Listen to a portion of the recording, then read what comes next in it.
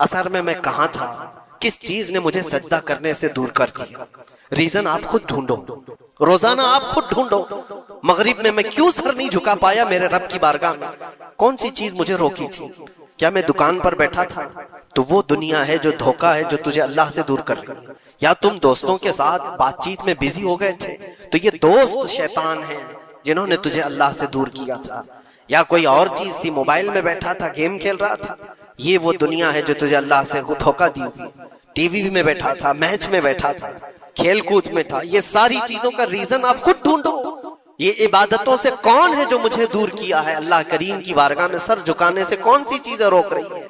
مجھے بتاؤ قسم رب ذوالجلال کی، آج کسی نے تمہارے گردن پر تلوار رکھی ہے کہ اگر سجدہ کرو گے تو کاٹ دیے جاؤ گے، مار دیا جاؤ گے؟ کسی نے تم کو نیزہ دکھا کر کہا کہ مسجد جاؤ گے تو گھونپ دیا جائے گا؟ کوئی چیز نہیں ہے۔ تمہارا نفس ہے جو تمہیں دور کیا ہوا ہے، تمہاری اپنی وہ چیزیں ہیں جن کو تم دل سے لگائے ہوئے ہو۔ اللہ کریم کی بارگاہ میں آنے کے لیے جو اہمیت تمہیں دینا چاہیے وہ دوسروں کو اہمیت دینے لگ گئے۔ اسی لیے ایک بزرگ نے کیا خوب کہا تھا، وہ اپنے مرید کی دکان میں گئے، بہت بزی شیڈول تھا اس مرید کا، دکان میں اتنے گاہک ہوتے تھے، بھیڑ ہمیشہ، وقت ہی نہیں ملتا تھا بیچارے، لیکن پیر صاحب آئے ہیں دکان میں تو عزت و احترام ہونی چاہیے۔ اپنے مرشد کو اس نے بلایا اور کرسی پر بٹھایا، بہت دیر تک وہ اس کی دکان میں پڑھتے رہے، بیٹھے رہے۔ وہ بھی خوش باش تھا، پیر صاحب آئے پڑھے تو اور برکت، اور اس کو وقت ہی نہیں ہے۔ تھوڑی دیر کے بعد پیر و مرشد نے اس کے دکان کی چیزیں اٹھا کر کے جو ڈبے وغیرہ تھے سونگنے لگے، یہ سونگا وہ سونگا۔ اس مرید نے پوچھا حضور یہ آپ کیا کر رہے ہیں، کیا سونگ رہے ہیں؟ کہا میں یہ دیکھ رہا ہوں کہ ان ڈبوں میں کہیں تو پخانا تو نہیں کرتا، کہیں تو اپنی حاجت اسی میں تو نہیں کرتا۔ اس نے کہا کیوں آپ ایسا کہہ رہے ہیں؟ کہا تو جتنا بیزی ہے جانے کا موقع کہاں ملتا ہوگا، یہیں تو اپنا ٹوائلٹ بھی کرتا ہوگا۔ اس نے کہا حضور اتنا وقت تو نکال لیتا ہوں، طہارت کے لیے جا سکتا ہوں، استنجا پخانے کے لیے تو جا سکتا ہوں۔ زوردار تماچا انہوں نے لگایا، اپنے پیٹ کی گندگی نکالنے کے لیے تیرے پاس وقت ہے، اس رحمان کے دربار میں سر جھکانے کے لیے تیرے پاس وقت نہیں، تو نے کس چیز پر اپنا دل لگا رکھا ہے؟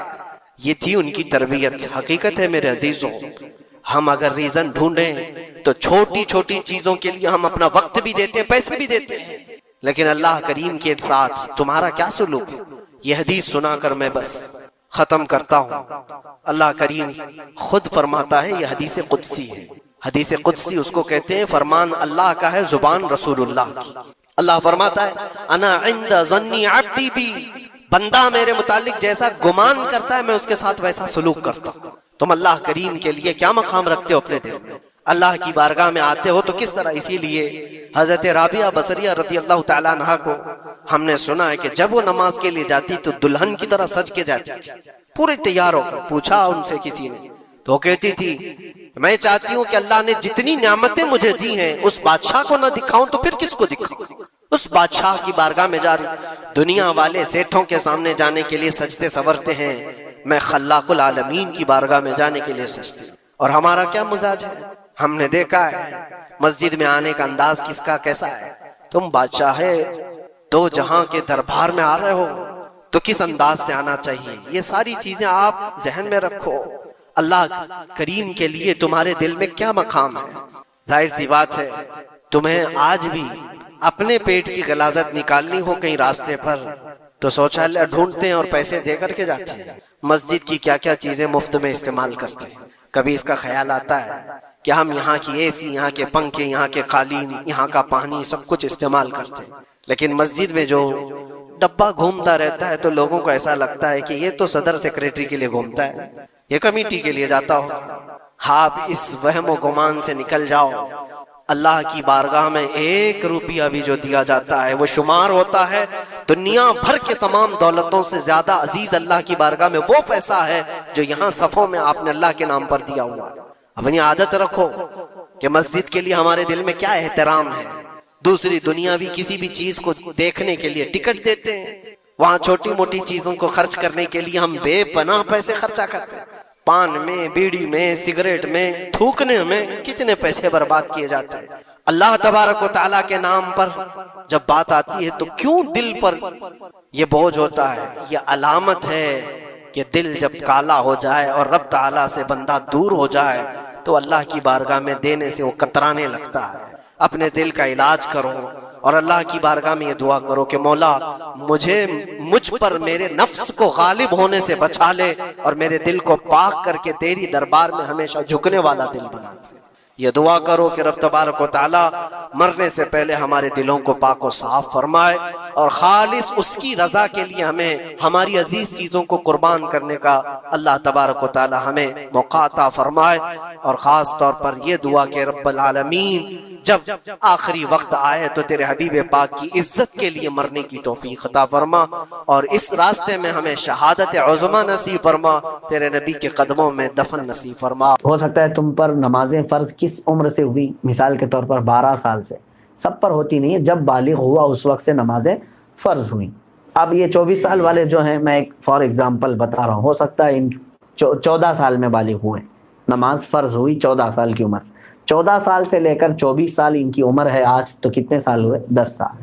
اتنا تو آپ کو خود معلوم ہوگا کہ ان 10 سالوں میں نے کتنے سالوں کی سب ملاؤں گا اگر تو کتنے سال کی نماز بنے گی۔ ہو سکتا ہے آدھا کر لو، اور اس میں بھی ساری نمازیں ایک طرح کی نہیں ہیں۔ کچھ لوگوں کی اکثر نمازیں اگر چھوٹی ہوں گی تو فجر چھوٹی ہوگی، عشاء چھوٹی ہوگی، اور اکثر پڑھی ہوں گی تو مغرب یا عصر یا ظہر یہ پڑھی ہوئی ہوں گی۔ تو آپ کو ایک اندازہ کرنا ہوگا، غالب گمان 10 سال میرے اوپر نماز فرض ہو کر کے اتنا عرصہ ہو گیا ہے، میں نے مغرب کی نماز اس میں سے 8 سال تو پکا پڑھا ہی ہوں، شاید ہو سکتا ہے سب ملا کر کے جو چھوٹی ہوں گی میری وہ 2 سال کی ہوں گی۔ عصر کی نماز اور ظہر کی نماز میرے خیال سے میں نے 6 سال تو پڑھائی ہوں، یعنی پوری ملاؤں گا پوری نمازیں تو وہ 6 سال کی بن سکتی ہیں۔ 4 سال کی اگر سب چھوٹی ہوئی جمع کروں گا تو 4 سال کی بن سکتی ہیں۔ تو ہوا یہ کہ مغرب کی چھوٹی ہوئی کتنی ہوئی؟ 2 سال کی، ظہر عصر کی چھوٹی ہوئی 4 سال کی ہو گئی، 6 سال پڑھا ہوگا اور 4 سال چھوٹی ہوگی۔ اب آتا ہے عشاء کا نمبر اور فجر کا نمبر، تو آپ یہ سوچ لو کہ یہ 10 سالوں کے اندر ہو سکتا ہے 1 سال پوری نمازیں ملا کر کے میں نے فجر پڑھی ہوں گی، 9 سال تو میری فجر باقی ہوگی، اور عشاء کو آدھا کر لو، تو ہر نماز کو آپ کو ایک غالب گمان بنانا پڑے گا۔ اچھا ہے کہ آپ نے 24 سال کی عمر میں سوال کیا ہے، اب 60 سال کی عمر میں مجھ سے سوال ہوتا تو میں اسی انداز سے بتاتا۔ تو اب آپ کو اسی طرح کے نمازیں پڑھنا ہے۔ اب مثال کے طور پر فجر کی آپ نے اندازہ کر لیا 10 سال کے عرصے میں میری کل نمازیں جو چھوٹی ہیں وہ 9 سال کی چھوٹی ہوں گی، میں نے شاید 1 سال کی پڑھی ہوں، یا آپ کے اوپر ہے، میں اگزامپل بتا رہا ہوں۔ تو اب آؤ اس کی شروعات کرنے کے لیے قضا نمازوں کی۔ اب فجر کو پہلے کمپلیٹ کرنا چاہیں اس کو کر سکتے ہیں، ایک نماز کو بھی پکڑ کر کے کرنا چاہیں تو کر سکتے ہیں۔ اب میں نے صبح شام کنٹینیو فجر کی قضا شروع کر دی، دن میں 50 رکعتیں پڑھ لی، 50 رکعتوں کا مطلب ہوا 25 دن کی فجر کی نماز قضا ہو گئی۔ اب اس میں شریعت نے آسانی بھی تمہیں دی ہے، قضا نمازیں صرف اور صرف فرض نمازوں کی قضا ہوگی، کسی بھی سنت اور نفل کی قضا نہیں ہے۔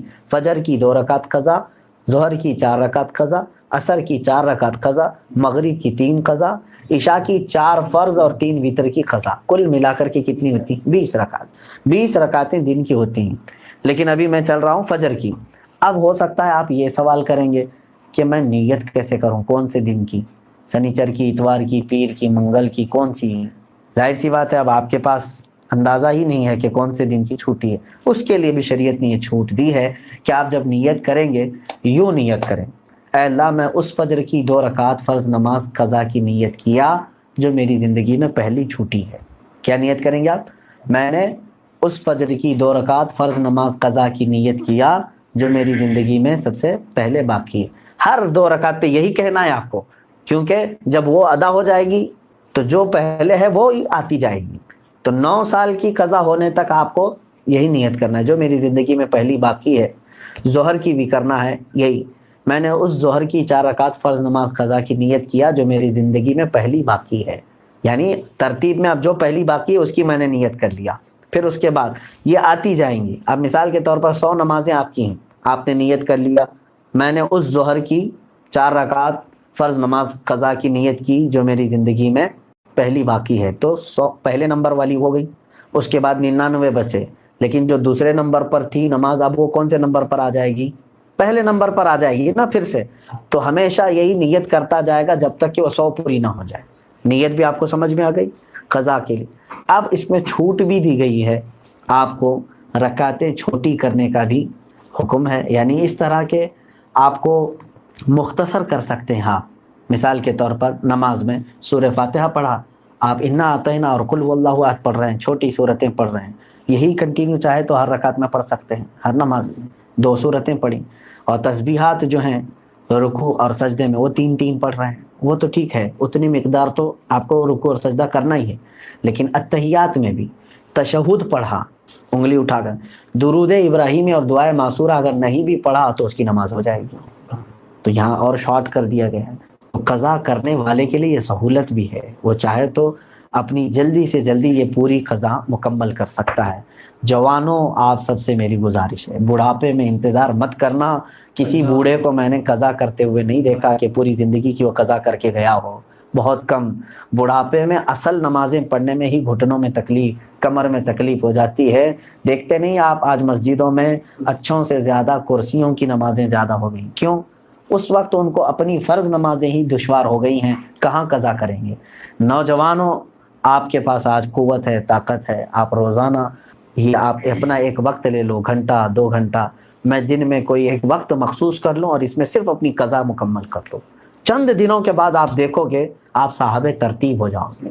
صاحب ترتیب اس کو کہتے ہیں جس کی پوری زندگی میں 5 سے زیادہ نمازیں قضا نہ ہو. اور اللہ تبارک و تعالیٰ کا وہ ایسا محبوب بندہ ہے کہ فرشتے اس کی ایک جھلک دیکھنے کو بے قرار ہوتے ہیں، جو پورے مکمل اپنی نمازیں مکمل کر چکا ہو. اللہ ہم سب کو توفیق عطا فرمائے. کیا نفل نماز تب تک قبول نہیں ہوگی جب تک فرض اور واجب نماز کی قضا ادا نہ ہو جائے؟ صحیح ہے. اب یہاں پر ایک دوسرا یہ بھی ہے کہ کچھ لوگ بہت ساری نفلیں پڑھ رہے ہیں. کوئی جو ہے حاجت کی نماز، کوئی توبہ کی نماز، اشراق کی نماز، اوابین کی نماز، کون سی نمازیں ہم سے پوچھتے بھی رہتے ہیں میاں ان کے تو کھاتے میں فرض نمازیں اتنی باقی ہیں. تو اگر فرض باقی ہیں قضا تو نفل نمازیں آپ کی معلق ہوں گی، نہیں قبول ہوں گی. فرض جو ہے وہ قرض ہے تمہارے اوپر، اور نفل جو ہے یہ ہدیہ ہے. قرضہ پہلے دو، ہدیہ بعد میں دو. پہلے قرض ادا کرو. تو آپ جو پورے دن بھر کی نمازیں ہیں ان میں بھی جو سنت غیر مؤکدہ اور جو نفل ہیں ان کو چھوڑ کر کے آپ وہاں پر بھی یہ قضا نمازیں پڑھ سکتے ہیں. جیسے ظہر میں آپ کو 2 رکعت نفل ملتے ہیں نا 12 میں سے، 4 سنت مؤکدہ اسے نہیں چھوڑنا چاہیے. 4 فرض ہے، اس کے بعد 2 سنت مؤکدہ وہ تو ہوں گی. 2 جو نفل ہیں اس کی جگہ پر کوئی پہلے کی فجر کی قضا پڑھ لیں. عصر میں جاتے ہیں 4 سنت پہلے ہے وہ غیر مؤکدہ ہے، اس کی جگہ پر کوئی پہلے والی کوئی 4 رکعت ظہر یا عصر کی قضا پڑھ لیں. مغرب میں بھی 2 نفل آپ کو ملتی ہیں، وہاں پر بھی آپ اپنی قضا پڑھ سکتے ہیں اس نفل کی جگہ پر کوئی فجر کی 2 رکعت قضا. عشاء میں آپ کو جو ہے پہلے 4 رکعت سنت غیر مؤکدہ، اس کی جگہ کوئی نماز پہلے کی چھوٹی ہوئی عشاء کی نماز پڑھ لیں 4 رکعت.